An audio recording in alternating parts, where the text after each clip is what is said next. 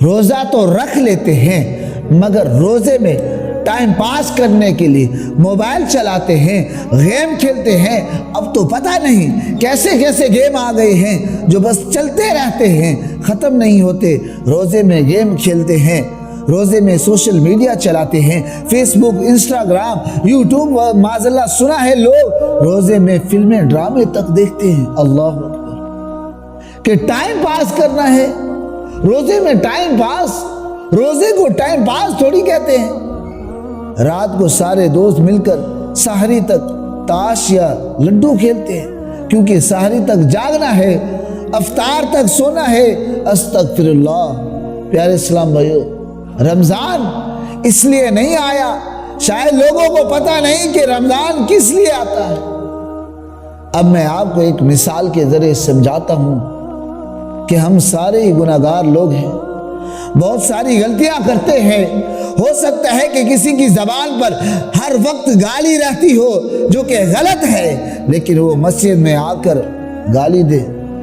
اللہ، یہیں کہیں کہیں گے کہ شرم نہیں آتی، مسجد میں گالی دے رہے ہو۔ اسی طرح ایک شخص باہر گانے باجے سنتا ہے جو غلط ہے، لیکن مسجد میں آ کر ہیڈ فون لگا کر کوئی گانے سننا شروع کر دے تو اب کیا کریں گے؟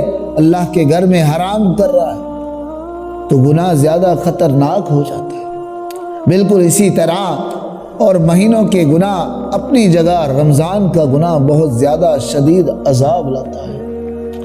پیارے اسلام بھائیو، اس بات کو سمجھیے کہ رمضان نارمل مہینہ نہیں ہے، شیطان کو بند کر دیا گیا ہے، جو ہمیں ورگلاتا ہے، جو ہمیں بہکاتا ہے، وہ قید ہے۔ اور بندہ رمضان میں بھی گناہ کرے، رمضان میں بھی فلمیں دیکھے، رمضان میں بھی ڈرامے دیکھے، رمضان میں بھی میوزک سنے، رمضان میں بھی بے حیائی، رمضان میں بھی جھوٹ، رمضان میں گالی دے، رمضان میں جھگڑا کرے۔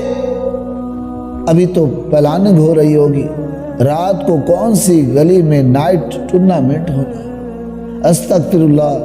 کیا رمضان اس لیے آیا ہے؟ اے بھائیوں، کیا رمضان اس لیے آیا ہے؟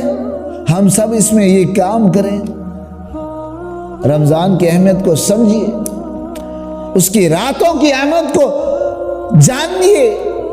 رمضان کی راتوں میں رحمت کا ندا دینے والا فرشتہ ندا دیتا ہے، کوئی مانگنے والا اس کی مراد پوری کی جاتی ہے، کوئی توبہ کرنے والا اس کی توبہ قبول کی جائے، ہے کوئی سوالی اس کا سوال پورا کیا جائے۔ حدیث پاک سنیے، رحمت والے آقا فرماتے ہیں جب رمضان کی پہلی رات آتی ہے تو اللہ پاک ان پر نظر رحمت فرماتا ہے، اور جس کی طرف اللہ پاک نظر رحمت فرما دے اسے کبھی عذاب نہیں آئے گا، اسے کبھی عذاب نہیں ملے گا۔ سچ بتائیے کہ ہمارا کیا حال ہونا چاہیے تھا؟ سارا سال گناہ کیے ہیں، اب تو جھولی پھیلائے ہیں، دامن پھیلائے حاضر ہو جانا تھا۔ اے اللہ، گناہگار آیا ہے، بدکار آیا ہے، رمضان کی پہلی رات ہے، اے اللہ تو رحمت کی نگاہ فرما، تو ہمیں محروم نہ کرنا، ہم گناہگاروں پر بھی رحمت کی نگاہ فرما۔ حدیث پاک میں آتا ہے کہ نبی مکرم نور مجسم فرماتے ہیں اللہ پاک روزانہ افطار کے وقت 10 لاکھ گناہگاروں کو جہنم سے آزاد فرماتے ہیں۔